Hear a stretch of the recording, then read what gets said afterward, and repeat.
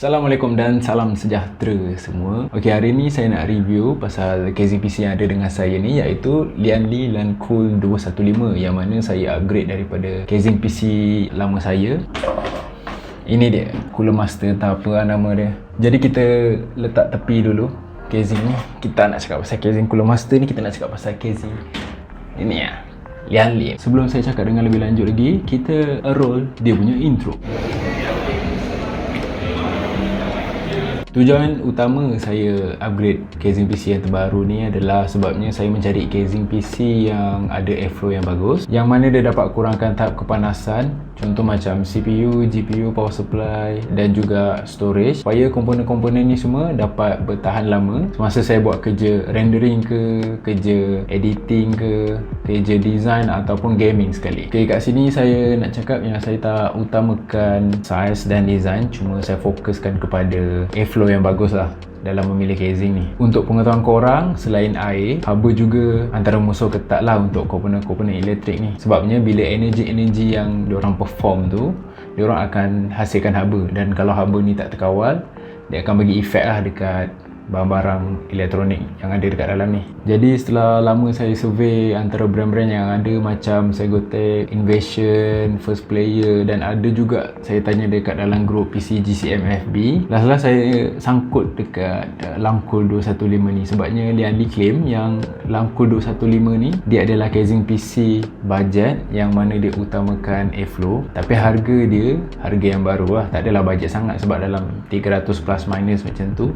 Yang ni saya beli second, which is saya dapat beli harga dalam bawah 200, yang mana ianya amat berbaloi daripada saya. Kita mulakan dengan rekaan luaran dia dulu. Okey, mula-mula untuk dia punya front panel ni, dia diperbuat daripada plastik dan dia ada logo Lianli dekat bawah ni dengan ada berlampu. Dia punya mesh grill ni memang agak besar, tak ada apa-apa beam ke apa dekat tengah-tengah ni supaya angin di sudut tu banyak. Cumanya dia cepat sangat kumpul habuk. Jadi kalau korang nak buka dia punya front panel ni, korang just tarik je daripada bawah.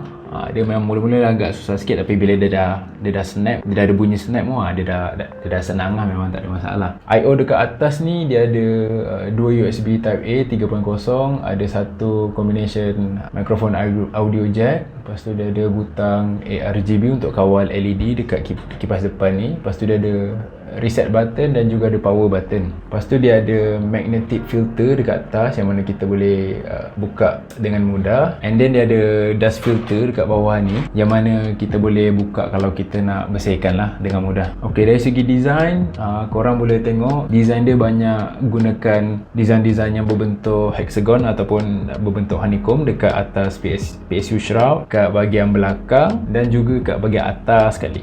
Ok, secara keseluruhan saiz Lancool 215 ni, dia punya ukuran saiz dia adalah 462 panjang, darab 215 lebar dan 482 tinggi. Untuk bahagian dalam pula, kita mulakan dengan kipas intake dia, yang mana dia ada dua kipas intake 200mm dengan kelajuan 800 rpm. Lepas tu dia ada satu exhaust fan 120mm dengan kelajuan 1100 rpm. Saiz motherboard yang dia boleh sumbat dekat dalam ni, dia saiz M-ATX, ATX, ITX dan ETX. Lepas tu dia ada rubber grommets kat sini, kat bahagian tepi dengan bahagian atas ni, supaya korang boleh buat korang punya kabel management dengan lebih teratur. Maximum size GPU yang dia boleh sumbat dekat sini adalah sepanjang 390mm. Ok, dekat bahagian belakang ni pula dia ada strap untuk kabel management. Lepas tu dia ada 2B 2.5 inci SATA untuk SSD. Lepas tu dia ada kat bawah ni dia ada tray untuk 35 inci HDD ataupun 25 inci SATA SSD pun tak ada masalah untuk letak kat bawah ni. Lepas tu dia ada tempat letak PSU yang maksimum boleh letak saiz PSU tu adalah sepanjang 210mm. Ok, sekarang kita cakap pasal benda yang kita boleh upgrade dekat dalam casing Lancool 215 ni. Okay, kita mulakan dengan dekat bahagian depan ni. Kita boleh upgrade kalau kita nak tukar kepada kipas saiz 120mm, 3 biji boleh bubuh, 140. Lepas tu maksimum radiator dia boleh letak panjang 360mm dengan lebar dia dalam 70mm lah, kalau korang nak buat setup AIO yang mana dia pakai liquid cooling. Dekat bahagian bawah ataupun dekat atas PSU shroud ni, dia boleh letak dua kipas 120mm mm, dan dekat bahagian atas boleh letak 2 biji 120 dan 140 mm.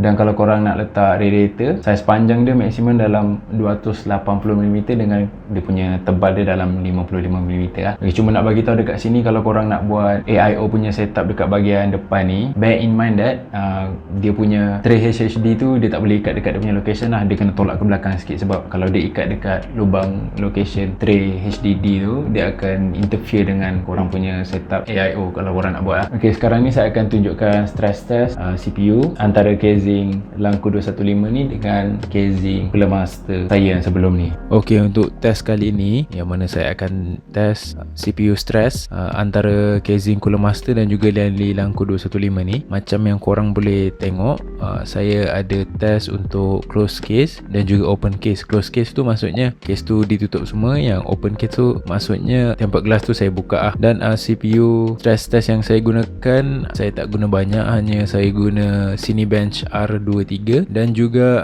rendering Vegas Pro 17. Tu je, saya tak ada testing yang IDA 64 ke, tak ada lah. Okay, macam yang korang boleh tengok dekat graph close case tu, perbezaan antara stress test Cinebench R23 dan juga Vegas Pro masing-masing dalam perbezaan 5 degree, yang mana Lianli Langku 215 tu dia dapat kurangkan 5 degree lah temperature dekat dalam casing Langku 215 ni. Okay ya, untuk open case pula, untuk stress test Cinebench R23 kita dapat perbezaan dalam 4 degree, dan Vegas Pro 17 ni kita dapat perbezaan dalam 6 degree macam tu. Okay, untuk pengetahuan korang, yang Vegas Pro ni saya buat stress test untuk rendering video yang berdurasi dalam 14 minit. Okay, sekarang ni kita beralih kepada masalah yang ada dengan casing ni ya. Okay, yang pertama, dia punya default kipas 200mm ni. Okay, dia punya size dia memang besar, tapi cumanya dari segi angin yang masuk ke dalam, dia tak begitu bagus. Yang mana pada saya, dia hanyalah macam untuk showing off je lah. Sebabnya frame-frame yang dekat tepi tu dia terlampau besar, jadi dia menghalang keseluruhan angin daripada kipas 200mm tu untuk masuk, dan dia akan hasilkan low static pressure, dan yang mana angin pun tak berapa bagus lah disebabkan rintangan-rintangan yang telah saya sebutkan tadi. Lebih better kalau korang upgrade kepada 140 ataupun 120mm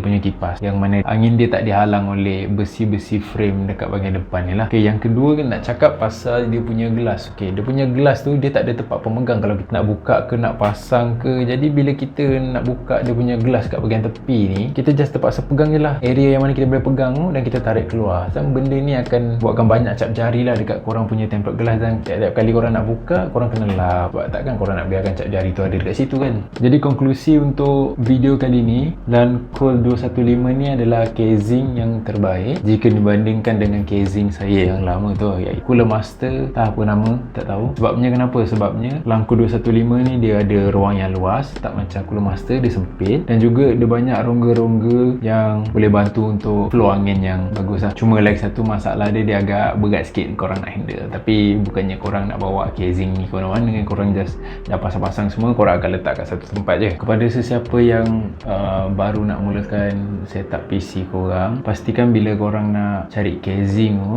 korang cari casing yang betul-betul mengikut korang punya keutamaan. Sama ada korang nak airflow yang bagus ke, korang nak design yang cantik ke, korang nak saiz yang kecil yang besar ke, ikut korang. Korang kena kecilkan dia punya scope dengan fokuskan korang punya priority. Sebab benda ni semua main peranan sekali lah, sekali dengan harga. Kadang ada yang saiz kecil tu lagi murah daripada yang saiz besar. Korang kena decide sendiri ya. Okay, kita dah sampai kepada penghujung video. Kepada sesiapa yang ada apa-apa soalan ke pasal casing PC Langku 215 ni, korang boleh tinggalkan komen korang dekat ruangan komen di bawah tu. Terima kasih kerana sudi menonton video saya kali ini. Macam biasa, jangan lupa untuk like, share dan subscribe, dan semoga kita berjumpa lagi dalam video akan datang. Assalamualaikum dan adios.